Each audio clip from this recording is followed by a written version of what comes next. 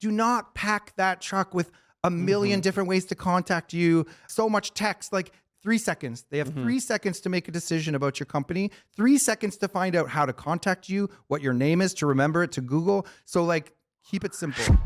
Welcome to Masters of Home Service, a podcast by Jobber. Each week we talk to successful home service entrepreneurs and experts in their field to learn how they built their company so we can make your business more profitable and more efficient. We're in Las Vegas at Blue Wire Studios. Today, we have a special guest. And today we have the creative director at Jobber, Mr. Jason Ford. Welcome to the show, Jason. Hey, Adam. Good to be here. Yeah. So usually you're on the other side of the camera, giving me hand signals and all that kind of stuff. I am thrilled to have you on side by side this time. You get your revenge today on me. Today's the day. We've all been waiting for this. So I'm going to brag on you for a little bit because you're a Jobber now. You have done projects for Toyota, Coca-Cola, Adidas, Red Bull. I personally think you're a creative genius. I think you've done some awesome projects here at Jobber. And so I think you have a lot to offer our audience on the visual elements of branding. Thank you. Yeah, we get a lot of questions about that in like the Facebook entrepreneur group. You said people have struggle with it and they don't know what. Meeting with all the service pros backstage, they're all talking about it. Like it is a struggle. So I'm happy to be here and hopefully provide some usable tips and some guidance so people can have awesome branding. I think branding is so important to your business. Oh, it is tremendously. And I think there's two elements of branding. I think there's like, what do people say about your business is one aspect. We're going to focus on the visual elements and not just logos. Not just logos, no, naming, everything, everything to consider in your visual brand. Yeah. And I actually think it's like a room that's really well decorated. When you walk in, you just feel good, but you don't necessarily notice, oh, this is a really well decorated room. It just makes you feel good. Yeah, not only that, but you don't realize it builds trust. So if you have a consistent brand and you have a strong brand,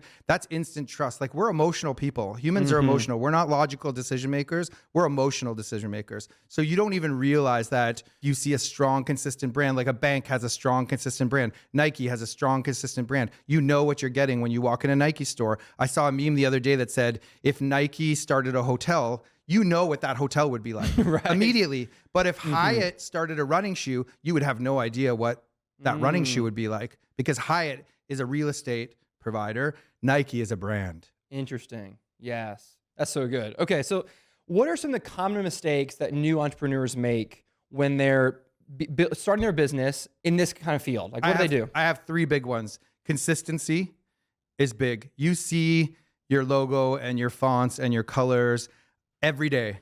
You get sick of them. Your employees get sick of them. Your customers do not get sick of them. They are not seeing them as much as you're seeing them. They need to have that consistency and that trust. I was helping a small business with their branding and they went to a trade show and all of a sudden they all had neon shirts on. And I was like, I don't understand why. And he's like, oh, we wanted to do something different. We wanted to do something fun. It's like, those are not your brand colors. A lot of these people at this trade show are meeting you for the very first time. You cannot change your colors. So have a consistent color, have consistent fonts, have consistent imagery, a consistent way that you shoot photos. That builds a lot of trust. If you had a friend, if you were meeting a new friend and that friend kept changing personalities on you, you would not trust that friend. You would be like, this is the worst person on earth. I am not trusting this person with my kids or with money or anything like that. But if you meet someone new and they're very consistent with how they show up and they're always the same type of person, you're going to trust them immediately. The second thing, I see this mistake all the time, legibility. What do you mean by that? I see trucks go by and they have a scripty font or they have like the font is so small, you can't read it. A scripty font or like a hardcore graffiti font, that's the biggest no-no I see all the time. It's a 3-second rule. You have 3 seconds to say like, what is this business? What is the name of this business? What do they do? If you can't read that font in 3 seconds with everything else that you're showing to the public, it's a mistake. And so like, yeah, try to stay away from those scripty fonts that are really hard to read. It's got to pass the billboard test. It's the same concept. Yeah. And you can't put 30 words on a billboard. No, like, and I see it all the time. Or I see a QR code on the back of a bus. Someone does a bus ad and it's moving and there's a QR code. It's like, how do you expect There's no time for that. There's no time for that. So yeah, and the same goes with a van or a truck. Do not pack that truck with a million different ways to contact you. So much text, like 3 seconds. They have 3 seconds to make a decision about your company, 3 seconds to find out how to contact you, what your name is, to remember it, to Google. So like, keep it simple. I like don't get cute, get clear. We cut grass Yeah. is a perfect slogan. Yes. It's not flashy, but it works. Easy to and understand. I think effective matters more than cute or Yeah, for flashy. sure. And the other thing is making creative choices based on either your personal choices or your graphic designer's personal choices. It's not. You have to dial down, like, what do I want to say about my business? What is my ideal customer? Is my ideal customer a luxury customer?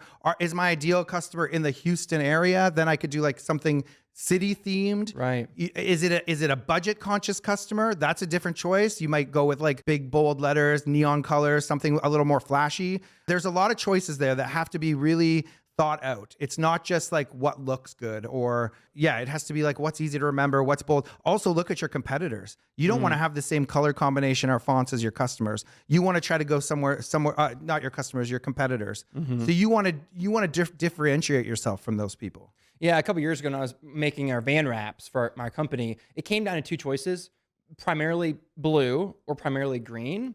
And everyone said, oh, blue looks better. I said, yeah, but what's more effective? Well, green will stand out more. There's 15 blue vans running around town. There's no green vans. And it was one of the best decisions from a branding standpoint we've ever made, because now they don't look like everyone else's van. So smart. And I have to say, both your companies are very well branded. I hadn't seen you in a while in Vegas, and we ran into each other. And the first thing I noticed was your shirt that you were wearing for your company. I was like, that is a cool shirt. Yeah. Wow, that is a really good logo. And then I was like, oh, it's Adam. And it's like, so it's working. Like it's bold, it's easy, it's simple, it's memorable, it's cool. Like it's good branding. You have really good branding. Yeah, I appreciate that. Okay, so let's switch gears a little bit about naming your business. A lot of our entrepreneurs are starting their businesses this year. How should they go about even naming their business effectively? Again, I'd go back to like, what's your ideal customer? Is it a luxury customer, a budget customer, eco-conscious?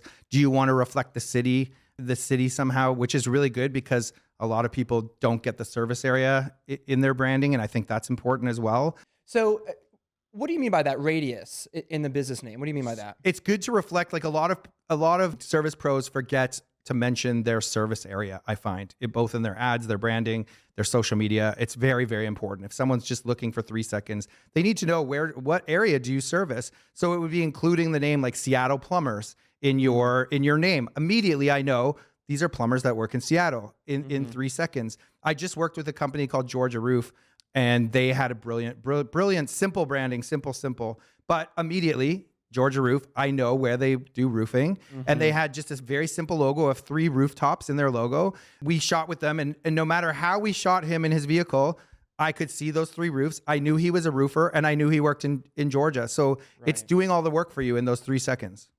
So how can businesses differentiate themselves from other competitors and other brands around town so that we don't get confused? Because the last thing we want is someone to Google us and find someone else. Yeah. So I think the most important thing in differentiation is when you're setting down to do your branding, look at the companies that you're going to be competing with. That's the first thing we do. Even in like giant things, when I started working at Jobber, you look at what does the landscape look like? What colors are they using? What fonts? Are they using a character? Is there an illustration in their logo? What type of logo? Like, what does it look like? You want to look different than all those people. That's the first most important thing. And then I think you can identify yourself with a color palette. So that's the first thing you need to come up with. But I'm going to go back. But the next thing you need to do after the competitor analysis is the characteristics of your company and your customers. So are we trustworthy? Are we budget conscious? Are we eco-friendly? Are we environmental? Are we environmentally? Right. Are we community focused? Are we friendly? Are we proud of living in Dallas? Are we loud and proud? Yeah, because you can sort of emulate the look of a sports team if you're proud of your city or sports. Do we support charities? Are we supporting breast cancer? Then you might want to go pink. I've seen service pros do that in certain locations, and it really works. You're standing for something. So after you get the characteristics, then you're going to say, okay, we're trustworthy. What's a trustworthy color? Or what is an eco-friendly color? Or what is a color for a cleaning company? There's colors that evoke, like in plumbing, you might think of blues, for instance, or cleaning or eco-conscious, you think of green. Right. Tara Chan in Vancouver, Impetus Plumbing, a luxury plumber, matte black and gold. His premium. His uniforms and his vehicles are so distinctive and so classy and so beautiful. Immediately you get this is a high-end product. These are trustworthy people. They look very clean when they show up, and with all black outfits with a little bit of gold. It's conveying something.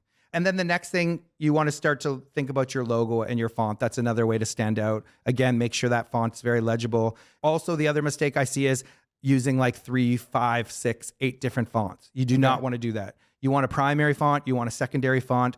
I wouldn't suggest going more than 2. Sometimes like a Jobber, we have a main font, a secondary font, and then we have some sort of a little more fun fonts just to mix things up, just to like, we use them sparingly, but like you don't want to go crazy with fonts. For a beginner, I would suggest like two fonts max. Make sure they're very legible again. And then start to think about your logo. How can your logo differentiate? Do you want to use a character? Do you...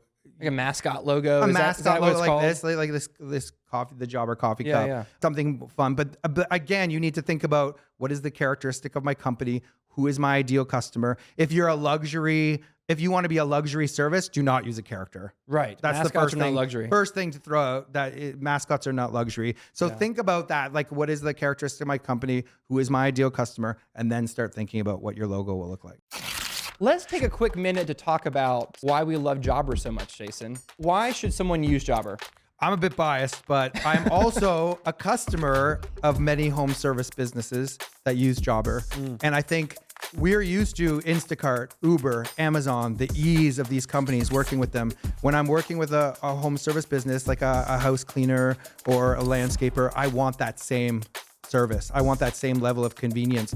I love the text message updates I get from my cleaners. We're on the way. Remember, in 2 days, we're coming to clean your house. Hey, we're on our way in 2 hours. Hey, we just left your house. It's amazing. I know when they're coming. It reminds me to clean up a little for them, make sure that Tidy up. everything's ready for them, make sure they have the door code. And I love the online booking. It's super simple. If I need to change because I'm on vacation, or I need to change the day of my cleaning, or get an extra cleaning, I just go on their website and book an online call. And it's super simple. Jobber makes really, really tiny small business owners look a lot bigger than they are, a lot more professional. And that's what you want. You want to look professional and sleek and good and proper. And Jobber's the platform for that. If you want to give Jobber a try, which you should, then you need to go to jobber.com/podcast deal, get an exclusive discount for new users, and get started today. It'll make your whole business and your brand more successful. One thing I overlooked in developing my brand for Charlottesville Gutter Pros is I wish that we had made our logo a little bit more simple, so it was easier to put on like clothing and hats and stuff. But you can't sew that detailed. Yeah. Our logo is really detailed, and I liked it. It looks great on screen and on paper, but it doesn't look very good on other applications. And I wish I'd known that when I started out. You need to think about that for your font and your logo. Will it embroider? Will it show up in black and white? What does it look like in a square on social media? Those are all the things, because those are all the applications that your logo has to exist in. So it's very important to think about that. You don't want like a full color photo as part of your logo. Like, it needs to, I think the biggest thing is, like, for what you were just saying, is like, will it embroider? Will it show up in black and white? Does it work in a small square on social media? Will you be able to read the whole thing? Yeah. Very small. Yeah. So when you say color palette, some of our listeners were like, what's a color palette? And I know it is now. I didn't know when I first started out. And there was no way in 100 years I would have been able to come up with a color palette myself. Yep. And most of our entrepreneurs are not creative in that way. So what should they do? There is a free tool called, I use it a lot. It's called colors.com, COOLORS.com. It's free. If you're doing it yourself or whatever, that would be a good place to start. You do want to include some neutrals in there, like some grays, some blacks, some whites, because it's going to be hard to find a hot pink car all the time, or a hot pink shirt if that's your brand color. So you want to have some neutrals in there so that you can choose a black or a white shirt. That's where you would start to want to maybe lean towards an expert to help you, because there's other things to consider, like does it have a hex code? Will it work on an app or on a website? The other big mistake is contrast. We were just in a restaurant last night eating dinner, and the menu had very low contrast between the type and the background, so it was very hard to read. It's like things like that you want to think about, because again, you have 3 seconds to determine. If it has bad contrast, it's going to be hard to read. It's going to be hard for someone to get those words out in 3 seconds. Right. You start going this direction. I want to keep going there in terms of like, who does this for you? Is this something that entrepreneurs should just absolutely hire somebody for? Or is this something they can really get away with them on their own?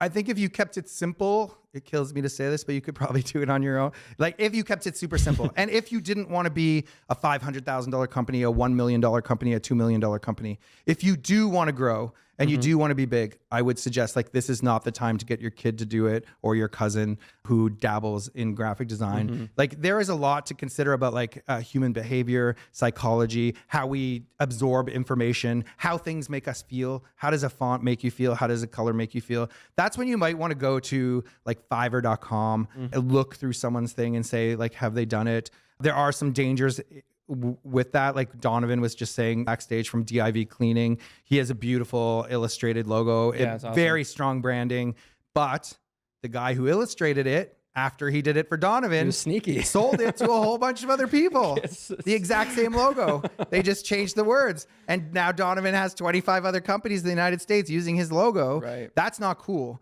So if you are going to Fiverr and you're hiring an illustrator or another designer somewhere, one of the first things to ask is this logo exclusive? Is this illustration you're doing for me exclusive? When we got this coffee cup made by the illustrator in Vancouver, we were like, this has to be exclusive to Jobber. You can't sell this to other people. You can't put it up on a graphic design marketplace. This has to be our character. My best suggestion for finding someone is if you want to start a plumbing business in North Carolina, look for plumbers in Canada, look for plumbers in the UK, in Australia, or other states far away in California who has amazing branding. Email them or call them and say, who did your branding for you? I love it. It's amazing. I am not a competitor. I'm in a different country. Totally. Can you please put me in contact with that person? Yeah. That would be like a no-brainer. Yeah. I would say if someone does have some coin to spend on this, there are two types of designers and then design marketers. Yes. And there's some designers who are really good at just making something look beautiful, but they have no idea how to actually connect with a client or a customer in a marketing sense. And so if you can spend a little bit more for that, if you're going to spend money, try to find someone who is just as much of a marketer as they are a designer. Yes, and it's hard to find because designers, if it's just a designer, they will do what looks good. But you need someone like I have just as much education in marketing strategy as I do in design and artistic things. You need to have both those sides because every decision you make has a marketing consequence to it. Yeah. They're not just creative, nice decisions. Jason, that's a great tip. Any final thoughts?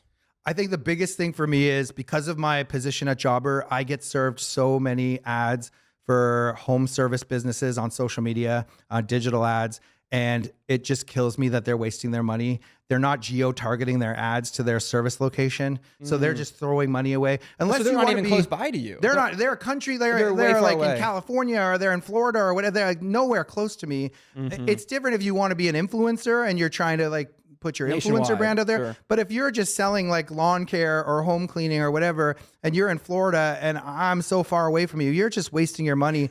Your service location needs to be, I would say, in your branding. It needs to be in your social media bio. It needs to be prominent on your website. There's so many websites I go to where I'm searching for like, where does this person even Operate. do this deck building? Like, I don't even know where this person is. So like, geo-target everything. And if it is in your name, even better. Speaking of finding someone in a different country or a different state than you that has amazing branding, someone that has really great branding, that is a marketer and a design thinker, as Madi. She's a co-owner of Eco Clean in Palm Beach, Florida, Kleen. She comes from a marketing and design background. She also co-owns a service business. They have incredible eco-conscious branding for their company. So she's another great resource. I'm sure she does consulting and branding work.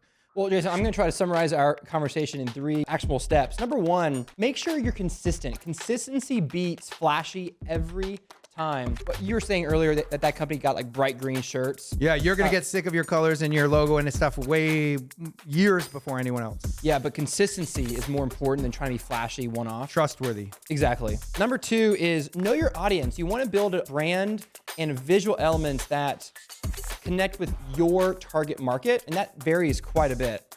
And number 3, know your application. Are you putting this on hats, shirts, social media squares, this big? All that kind of stuff matters. And you want to think through that before you make, for example, a really intricate design that might not show up very well on a small social media. The other big tip is if you're looking to redo all your branding, look for someone in a different country in the same industry as you that has amazing branding and logo, and just ask them, where did you get it done? Don't worry, I'm in a different country than you. Can you please introduce me to this person? They'll be happy to. Yeah, that's awesome. Jason, it was a pleasure. Thanks for being on this side of the camera with me. How do our audience find out more about you? I think the best place is LinkedIn. Find me on LinkedIn. Okay. Jason or Jobber.com. Please go there. Jobber.com. If you're not using Jobber. Well, thank you for listening today. I hope you heard something that will help you make your business more profitable and more efficient and better branding consistency. I'm your host, Adam Sylvester.